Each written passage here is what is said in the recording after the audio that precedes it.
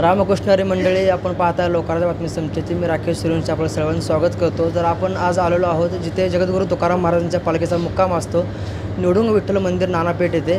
तर आपल्यासोबत आहेत या पालखीचे मानकरी मसलेकर, तर त्यांचे आपण संवाद साधूया.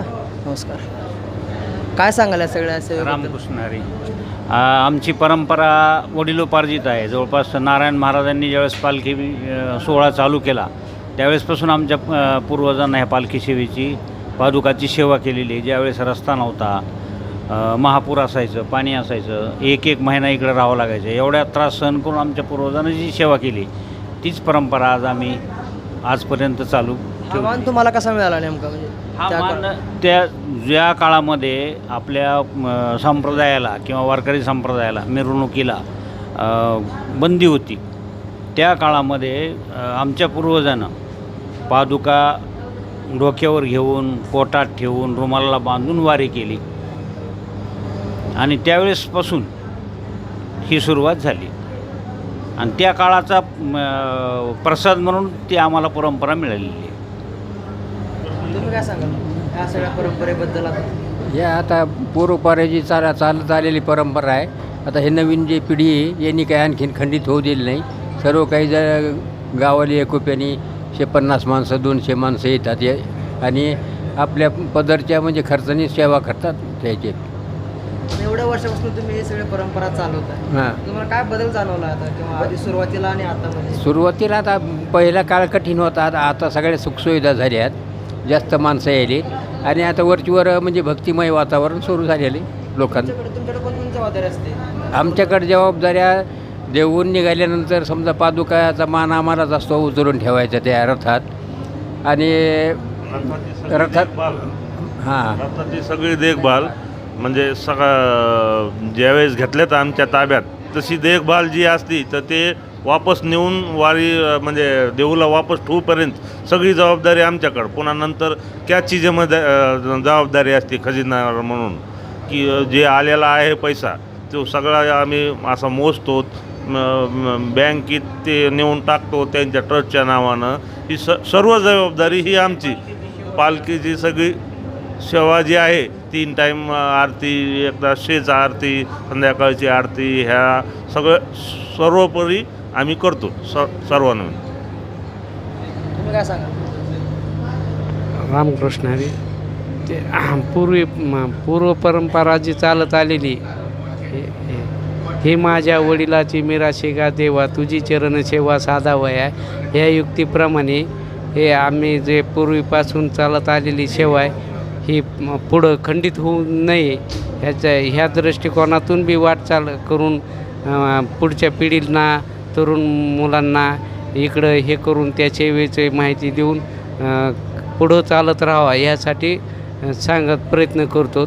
आणि हे जी सेवा हे आहे तर पालखी मुख्य प्रस्थान व्हायच्या अगोदर पादुका आमच्या डोक्यावर दिल्या जातात. देहूकर मंडळी जे आहेत, देहूकर दिलीप महाराज हे वंशज जे आहेत ते पादुका मसलेकरांच्या डोक्यावर देऊन त्या पादुका परत महाअभिषेक इनामदार वाड्यात झाल्यानंतर त्या पादुका देऊन त्या मंदिरात नेऊन ठेवल्या जातात पालखीत आणि पालखीतून तिथून पुढं प्रस्थान होते.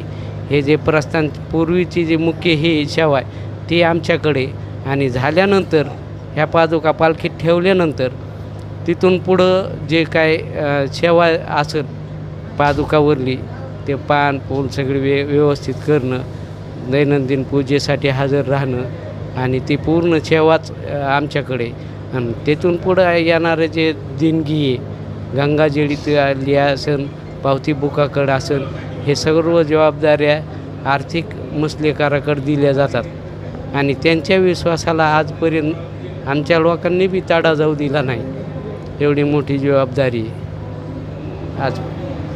यामध्ये एकूण किती लोक असतात ना सोबत? जवळपास 150-200 लोक असतात. त्याच्यामध्ये युवक वर्ग विशेष करून.